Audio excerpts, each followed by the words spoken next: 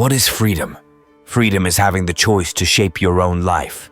Freedom is when you are born and can decide for yourself where you go and do what you want to, where there is no higher authority that forbids you from shaping your own life or punishes you for wanting to live your very own life. This is freedom, where you alone are allowed to decide about yourself, no one else.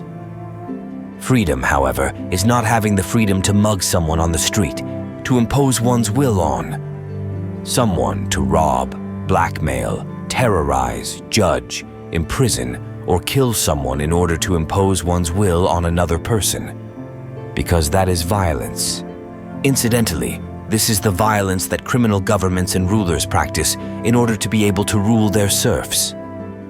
With their administrations, monopolies of violence, and a legal system based on violence, fear, robbery, force, and exploitation. In these systems, freedom is reduced to a minimum and has been nipped in the bud since childhood.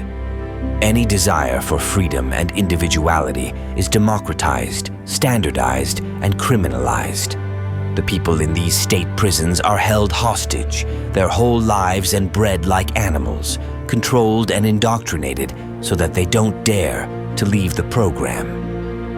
The values of these state prisons allocate their property a concrete cage or a piece of land for a fee, where they spend their whole lives and celebrate their imprisonment in residential detention every year by choosing the system of their oppressors, because they believe that one day they will rob them less or treat them better, which of course will never happen. Slaves in these prisons are not allowed to own anything, and if they have acquired something, they can only use it temporarily, such as the land where they may have built a house. Of course, according to the rules and permission of the prison authorities and their administrations, from the building materials that are permitted or prescribed. However, this land or house will never belong to them. They will have to pay for it as long as they live, through taxation, no matter how much they once paid for it. They will put it into perspective for the rest of their lives, that it is not much that is being stolen from them. Like a woman who has been raped, the argument is made that she was only raped a little, just 10 seconds. Or a robber who only stole 10 cents and someone says, "Just get over it. It was only 10 cents. People are just as careless and naive in allowing themselves to be robbed of their land and freedom. Even if the tax were only €1, it would be robbery. This is only the way to deal with slaves and serfs who have no rights, but not with free people. Every vote for a party is nothing more than an admission that you are too stupid to organize your own life. Like inmates in a psychiatric ward, they voluntarily run to the polls and throw away their lives and freedom, because the oppressors promise to take care of their safety and give them money if things don't go so well with their job, whereby it is precisely your oppressors who produce insecurity non-stop in order to endanger the people, to keep them in fear so that they never leave their system of blackmail and systematic robbery. It feels damn good when someone takes care of you. Like small children who ride bicycles with training wheels their whole lives until they are old and gray, instead of learning to live for themselves without being dependent on someone who only suggests security and constantly robs and blackmails them. With every vote, they issue a power of attorney to a gang of thieves who presume they can do anything they want with them. They blackmail parents into injecting their children with all kinds of chemicals. At the same time, terrorize them by looking them up if they don't submit to the corresponding examinations by the pharmaceutical mafia. They breed people according to their ideas so that they can make good, submissive, authority-hungry slaves, cowards, who never feel the desire or urge to want to shape their own lives in freedom and self-determination, or worse, never want to leave the state captivity completely. Because chaos awaits everyone, as they have been constantly taught through programming since childhood via the entertainment industry.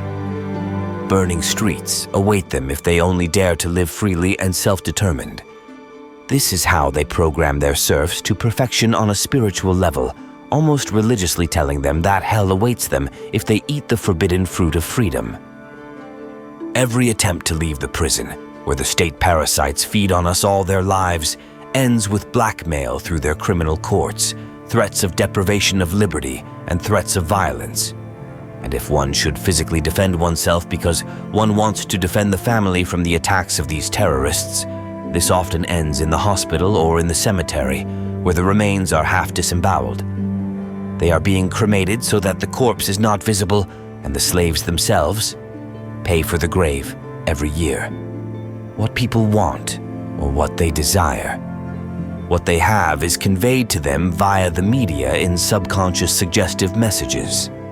They are brainwashed around the clock and programmed with constantly repetitive content, so that every lie and every distortion of reality sticks in their heads and never leaves them. And if someone does leave the state matrix, the freedom-loving person is intimidated with yellow letters, court hearings, and raids by a violent gang of robbers, where the executioners of this state mafia use their own rules of the game and often beat up defenseless people with absolute brutality because they have dared to breathe freely. Read a book on a park bench or enjoy freedom with other people. They would rather spray tear gas in people's faces than simply let people live their lives in peace. Their system is so democratic that there is no way to leave it. Arguments that we could change this state prison at any time with an election is more absurd than any April Fool's joke. A party system made up of creatures who take the right to rob others, to terrorize, and to have their subordinates slaughtered in their insane madness, even in wars. How can something so absurd represent an election? How would the slave on the cotton fields respond if she were given the choice of choosing another farm where he could work for another master? Would he be happy about it? That every year he has the choice to be commanded, oppressed, beaten, and have his life ruined by someone else? What kind of insane attitude is it to entrust our lives to these power-mad fools when they have been proving to us for generations that they are the worst robbers, warmongers, and liars? A bunch of psychopaths playing chess and Monopoly with us, on the backs of our children and grandchildren. Do we want to live our whole lives in fear of a state monster and look forward to the next fake pandemic where they will once again beat us and our families and lock us up like animals in cages if their boss psychopath has decided so? And they might shoot us if we refuse. And we, crawling on all fours, say yes sir in rank and file? Just so we don't get killed or killed by the friends and helpers of this criminal state organization? Where has your honor gone? What kind of world do you want to leave your children? A pile of rubble left behind by insane lunatic parasites in politics that you now call your life? Or do you want to promote more mass graves of dead vaccinated or poisoned people with your tax money? Or watch as your children are soon sprayed sick and dead with new chemical warfare agents from the pharmaceutical mafia? Or see them executed for the amusement of some end-time cults as sacrificial offerings in their wars? Do you enjoy seeing others suffer? Do you enjoy behaving like a state pimp's whore and showing your children what a cowardly pig you really are? You want to be a role model? What the hell kind of role model are you? Do you love your country? As if you love your children as much as you love your country, then you deserve neither the children nor the country in which you live. Because if you treat your own country like shit, trample on its roots and cultural roots, allow yourself to be dispossessed, and watch as the country is destroyed, and the future of our children is destroyed and endangered, and even help to finance it, that kind of person does not love. Such a person has never loved. Such a person hates. And not only their own country, but also their children. Because if you loved your children, you would also care about their homeland, the world in which they grow up, in which they even give birth to their own children one day. Forgive my words, but I cannot remain silent when the country is burning. I can't play down when serious things happen. I can look the other way when injustice happens. Take back your country, no matter where you are in the world. It's your world. Shape it yourself and don't leave it to a handful of psychopaths.